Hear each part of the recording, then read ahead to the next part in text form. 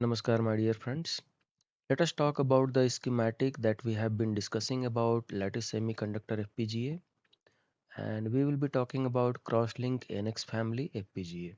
So what we will do in this session is we are going to discuss the development board schematic. So Lattice Semiconductor has development board with 400 pin BGA package, okay?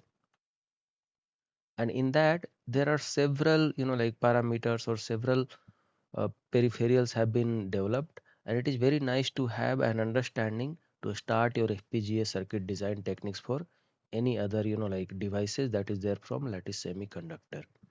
So this is the device that we will be discussing about, which is having 400 pin BGA. So let us directly get into the schematic that they have developed.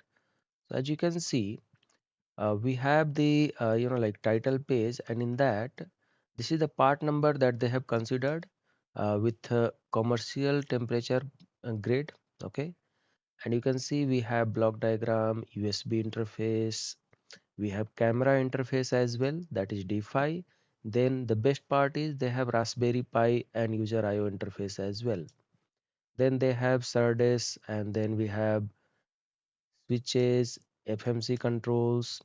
Then if you talk about, we have LEDs, push button, I2C, then we have P mode connector as well for various other parts, right? And then coming back to the configuration and programming part, so what are the different techniques that this particular FPGA board can be programmed, okay? Then we have ADCs, then we have FMC, LPC, that is FPGA mezzanine connector is there. Then we have power CSI banks, okay? And power decoupling, basically all the power pins like core voltage or auxiliary voltage or block RAM voltage and all those power pins, the decoupling capacitors is needed, that is also mentioned properly. Then comes the power supply part, like power supply regulators, how it is going to be used. And then we have power supply block diagram as well, like what are the different power tree that is available in this particular board. So let us start with one by one each of the blocks that we have discussed here. So as you can see from this particular diagram, the FPGA is physically like mentioned here. So as you can see, FPGA is mentioned here nicely, and this is the like we have D5 0, D5 1, we have serial deserializer, and then we have bank 0, bank 1, bank 2, we have ADC block here, okay? Then we have bank 3, bank 4, and bank 5, bank 6, bank 7. So like this exactly in the physical part also it is mentioned. And all the other parts just now we discussed, they are like connected or interfaced like this. So we'll go one by one each of the circuits so that you can have a proper understanding, like how to go ahead with SMAs, how to go ahead with quad SPI flash, and each of them is very nicely like mentioned. So let us say in your application you need just camera. So you go to page number 4, take down the camera module circuits and like utilize it for your own applications. Similar to that, if you want to have an idea of power regulators, which are the things that is being used, you can try to use as it is, okay? So moving to the next part, let us start with USB interface, okay? So what happens is we have a USB mini B connector here. So as you can see, this is going to directly get connected to my PC, and this is my FTDI, like high speed USB converter or USB chip. So this is going to like convert your USB signal or your I mean PC signal or PC program to your JTAG signal, as well as UART interface, as well as I2C interface, okay? So these are the various options that is given. So if you want to have little bit like a good understanding, so you can see separately a JTAG header is also given so that you can program the FPGA directly, or otherwise this UART can help you, or through this FTDI chip also JTAG signal can be converted, okay? And then UART also you can convert, or otherwise I2C also you can convert, okay? There is a LED indication as well for this particular UART.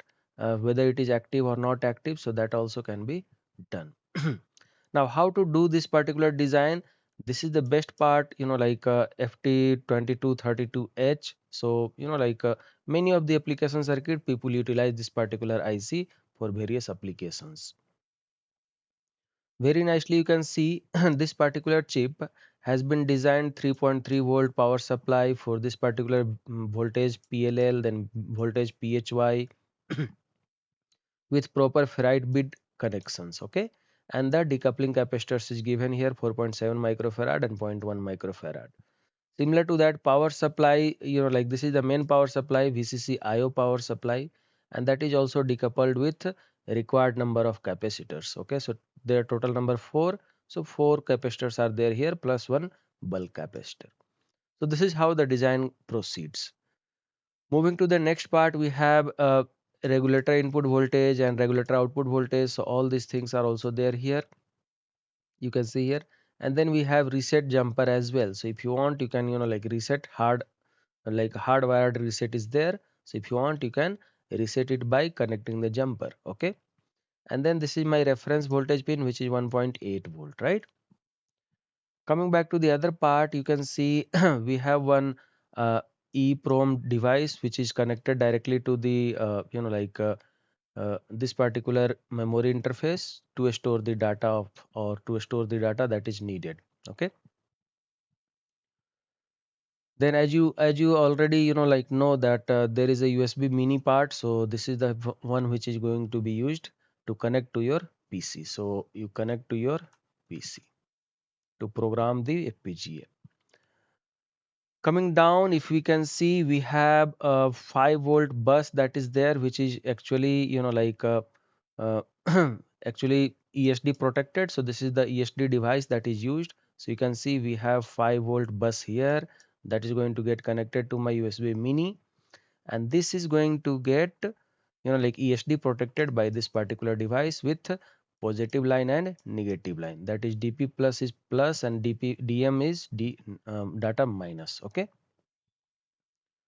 This FTDI chip is actually having external oscillator of 12 megahertz that is used by this one, and this is how it is going to like work. If you want, you can generate it from your FPGA as well, and from there you can connect this jumper to use this particular 12 megahertz like oscillator. Okay.